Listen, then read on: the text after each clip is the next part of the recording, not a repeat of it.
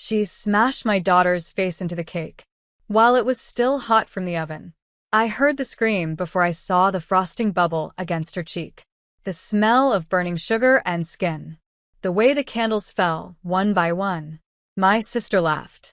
"My bad," she said, wiping icing from her nails. "My name is Melanie. And if you think you know how this ends, stay tuned. What do you do when cruelty comes wrapped in birthday ribbons?" I held my daughter, shaking, her cheek blistered red. 11 candles. 11 years of protecting her. Ruined by one twisted moment meant for attention. My father stepped forward. Not toward my daughter. Not toward me. But to place a firm hand on my sister's back. "She didn't mean it," he said. "She was just being playful. Stop overreacting." I looked at him, waiting. For concern. For decency. For any sign he saw what just happened. But he shrugged. "She's a kid. Let her toughen up." My sister smirked behind him, licking icing from her thumb. I saw red. Not just from the candles. Not from the icing streaking my daughter's cheek. But from every memory that flooded back. Of being told to toughen up.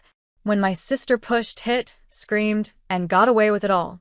We left without another word. No gifts. No cake. Just silence and a cooling burn on my daughter's face. I didn't cry. She didn't either. But when we got home, I texted one person. The one person who never laughed when I bled. Who never told me to calm down. I said, "Grandma, it happened again." She didn't reply. Not then.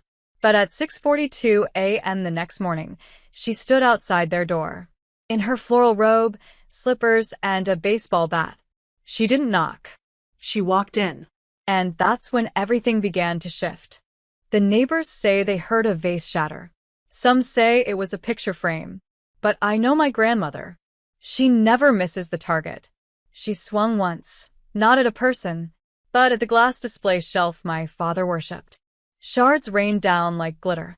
My sister screamed from the hallway. Grandma didn't flinch.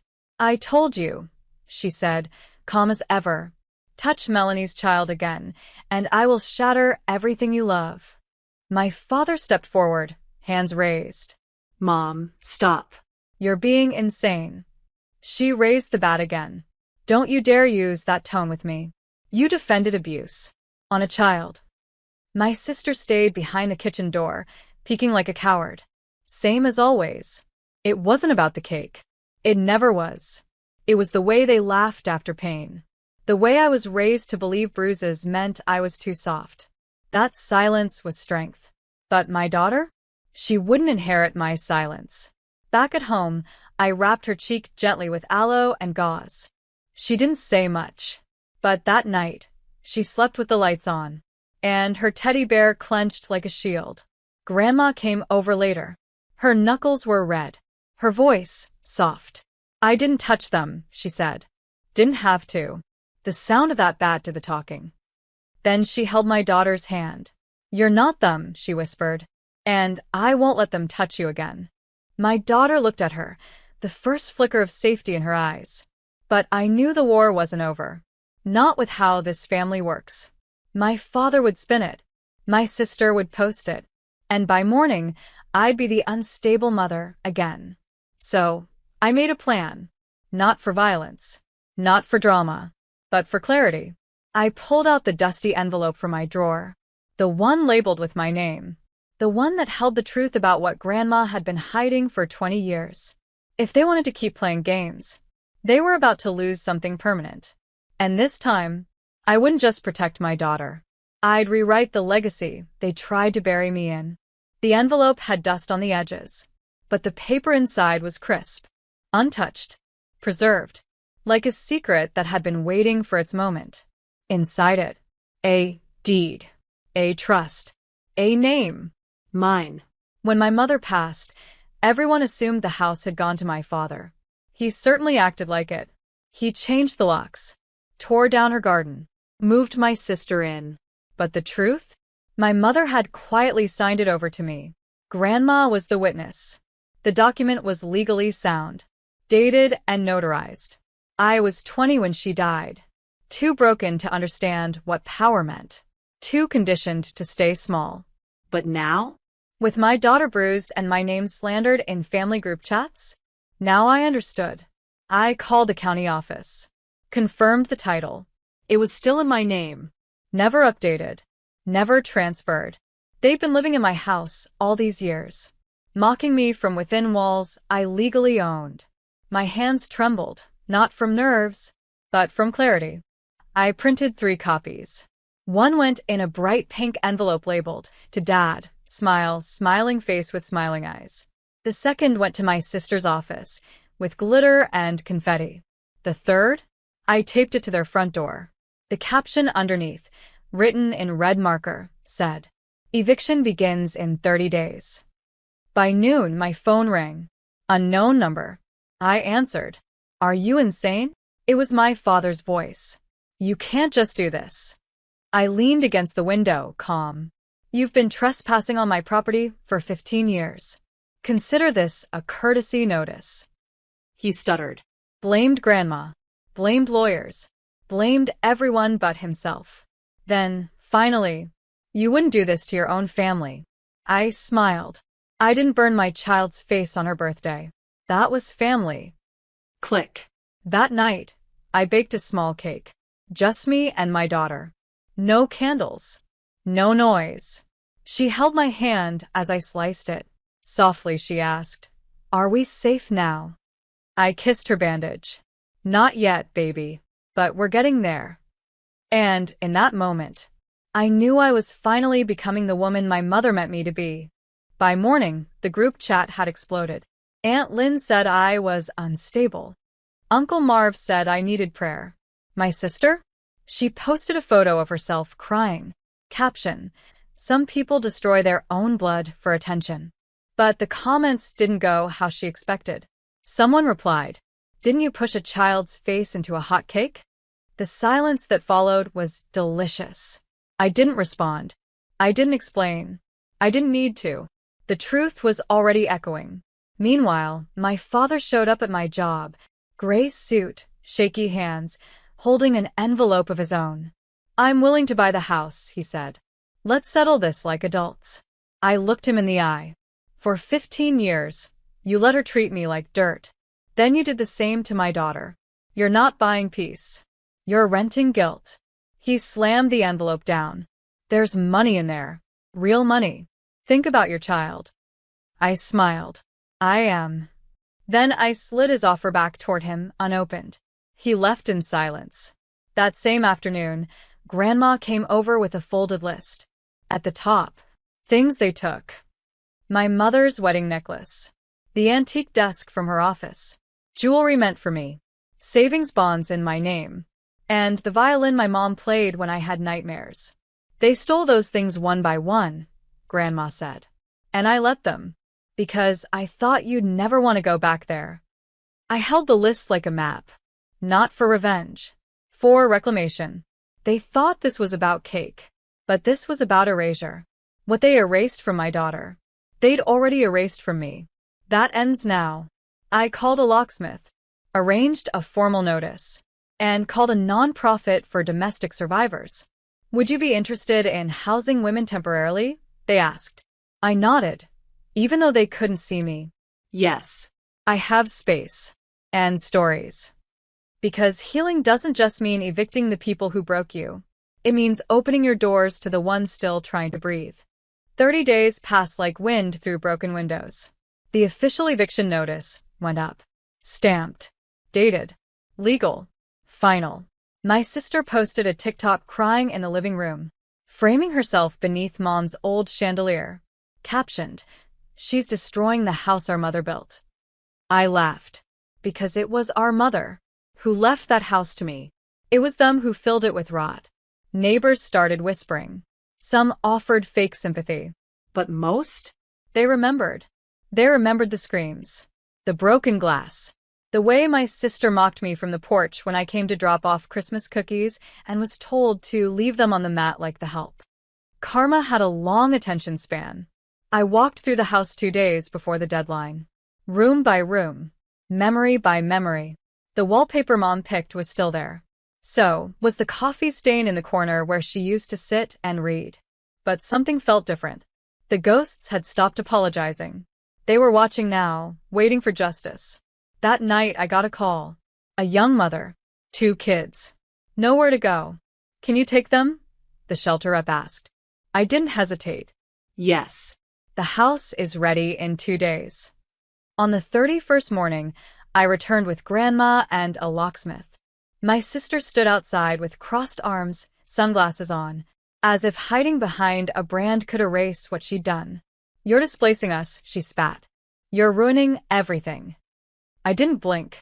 You shoved my daughter's face into a hot cake. You mocked her burn marks. You gaslit me. You stole from me. This isn't displacement. This is reclamation. My father didn't speak. He just stared at the front door like it might open if he wished hard enough. It didn't. The locksmith clicked the new lock into place. When they drove off, I didn't watch. I walked in barefoot and stood in the center of the living room. My daughter stepped beside me, eyes wide. Is it really ours now? I nodded. No more ghosts. No more yelling. Just us. And whoever we decide to help. Because revenge isn't just about taking back what's yours. It's about deciding what you do with it next. The house echoed differently now. No more slammed doors. No more whispered insults behind curtains. Just laughter, light, uncertain at first, like a child learning to walk again. The young mother arrived 2 days later. Her name was Jenna. 2 kids. 1 suitcase. And eyes that looked like mine once did. Tired, cautious, half-hopeful. I handed her the key. No speeches. No forms. Just dignity. This room gets the best sunlight in the morning, I said, opening the same window where my sister once screamed at me for breathing too loud. Jenna didn't ask questions, but her silence was grateful. That night, I lit a candle in Mom's room. It used to be locked. Now it smelled of lemon oil and peace. I found her violin. Not stolen, just stuffed in a plastic bin, rosin box cracked. I held it like a memory that didn't ask to be forgiven. Then I opened the letter Grandma had kept sealed for years. Mom's last words to me. If they ever turn my house into a prison for you, let it become a refuge for someone else. I didn't cry. Not that night. Not yet. But something shifted. My daughter drew a sign and taped it to the front door the next morning. It read, "This house is for healing only. If you're here to hurt, don't knock."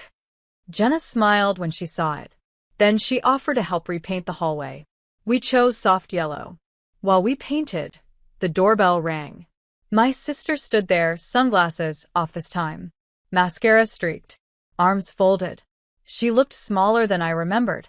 I lost my job, she muttered. They think I'm some kind of child abuser. I said nothing. She sniffed. Do you feel better now? I looked her in the eye. Slow. Steady. Unmoving. No. But I feel whole. That's better. She didn't step inside. She didn't ask to. The door shut behind her like a chapter finally closing. And inside, my daughter played softly with Jenna's kids. Laughter bouncing against walls that used to carry screams. The cake burns were gone now. But the lesson? Still warm. Spring came early that year. Or maybe it just felt that way inside the house. With every door left open, every meal shared at a long, repaired table. Something thawed that had been frozen for decades. We planted a garden in the back. My daughter chose marigolds. Jenna's youngest picked tomatoes. And I chose lavender. The scent my mother wore on Sundays. The scent that clung to the violin case she never let anyone else touch. Healing had become our routine. Until the envelope came. No return address. Just my name, handwritten. In the same cursive my father used on birthday cards I never opened. Inside, a photo. My sister. In a courtroom. Hair pulled back. Sitting beside a lawyer. She was suing me. Defamation, emotional distress, loss of employment. I laughed. Not because it was funny, but because it was exactly what she'd do. When she realized control was no longer hers. I showed it to Grandma. She didn't flinch. She's betting you'll be scared, she said. She forgot whose name is on the deed. We prepared. We gathered screenshots, text messages, the medical report from my daughter's ER visit, the one Dad had tried to convince me not to file. Jenna offered to testify. So did a neighbor. And the social worker, who remembered how my sister tried to twist the story. But the real weapon? A video I didn't know existed. From a birthday guest's phone. Shaky, grainy, but clear. My sister laughing. My daughter crying. The cake still steaming. It had been posted once. Deleted later. But never erased. I uploaded it to a private drive. Titled it, In Case They Lie. Because sometimes the most powerful proof is the one they didn't know they left behind. I didn't want a courtroom war. But if they dragged me into one, I'd walk in wearing lavender, holding the truth like a shield. And this time, the little girl inside me wouldn't sit silent in the gallery. She'd stand beside me. The courtroom was cold. Not from the AC, but from the weight of years pressing down in legal silence. My sister sat across from me. Hair neat. Lipstick perfect.